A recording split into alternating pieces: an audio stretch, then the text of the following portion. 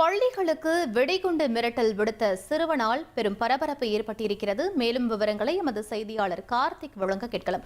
கார்த்திக், யார் அந்த சிறுவன்? அவர் மீது ஏதேனும் நடவடிக்கை எடுக்கப்பட்டிருக்கிறதா? வணக்கம். தமிழ்நாட்டில் ஆயுத பூஜை மற்றும் விஜயதசமி கொண்டாட 5 நாள் விடுமுறை முடிந்ததை அடுத்து இன்று வழக்கம் போல திங்கட்கிழமை அனைத்து பள்ளிகளும் திறக்கப்பட்டிருக்கின்றன.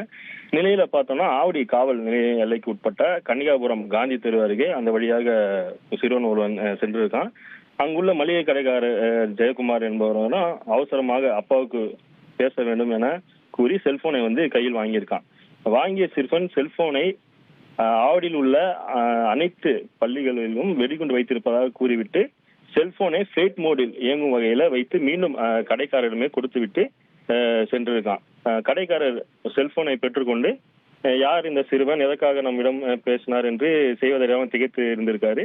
நிலையில தகவல் அறிந்து சம்பவ இடத்திற்கு வந்த ஆவடி சைபர் குற்றப்பிரிவு காவல்துறையினர் மளிகை கடையில் தீவிர விசாரணை நடத்தினார்கள். மளிகை கடைக்காரர் குறித்து தகவலும் போலீசாருக்கு தெரிவித்திருக்காரு. இந்த சிறுவன் யார் என்பது குறித்து சிசிடிவி கேமரா காட்சிகள் மூலம் ஆய்வு செய்யப்பட்டு வருகிறது.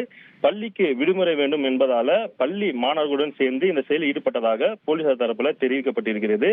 மேலும் வெடிகுண்டு நிபுணர்களுக்கும் தகவல் தெரிவிக்கப்பட்டு வெடிகுண்டு நிபுணர்களும் சோதனையை துவங்க பள்ளிக்கு சென்றிருக்கிறார்கள்.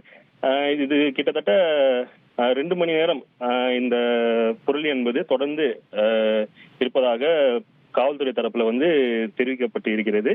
தொடர்ந்து போலீசார் தரப்பிலையும் அனைத்து பள்ளிகளுக்கும் சென்று விசாரணையும் மேற்கொள்ளப்பட்டு வருகிறது. விவரங்களுக்கு நன்றி கார்த்திக்.